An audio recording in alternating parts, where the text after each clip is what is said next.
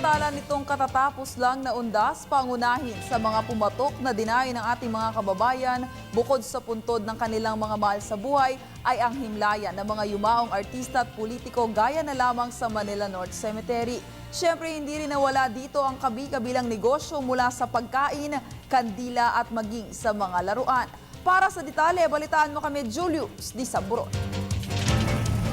Kapag sasapit ang undas, marami sa ating mga kababayan ang hindi lamang mga puntod ng kanilang mga kamag-anak ang kanilang dinadalaw.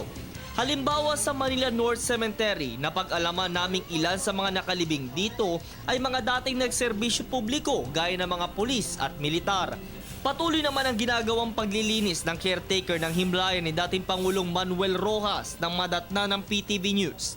Ayon sa kanya, kahit yumao na ay dapat manatiling disente at kaaya-aya pa rin tignan ang paligid ng puntod ng isa sa naging punong ehekutibo ng bansa.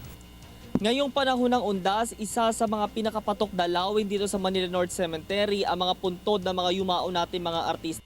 Ayan na lamang ni Fernando Poe Jr. o ang daking natin. Sa ating mga kababayan na nagpupunta dito sa loob ng Manila North Cemetery, pinaaalala ng kanilang pamunuan na huwag na magdala ng ipinagbabawal na gamit para iwas abala. Naabutan namin ang mag-anak na ito na matapos makapaglinis ng puntod ng kanilang kamag-anak ay binisita din si FPJ. Gabi pa po, alas 7 ng gabi. Kaya ngayon lang po kami uwi.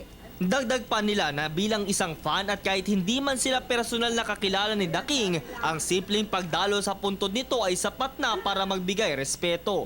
Taon-taon po yan, nandito po kami para dumalo kay Fernando po, pati na rin po sa pamilya namin. Bukod sa mga bumibisita, naandito din ang ilang mga kababayan natin naghahanap buhay mula sa makakain at mga laruan. Noong nakaraan, medyo maraming tao kaysa kumpara ngayon. Nung disperas pa lang noong nakaraan taon, medyo mabili na eh. At sa pagtatapos ng undas, tila natuto naman ang ating mga kababayan na hindi pag-iiwan ng kalat sa ilang bahagi ng sementeryo na siya naging problema noong mga nagdaang mga taon. Para sa telebisyon ng bayan ko, si Julius Di Saburon.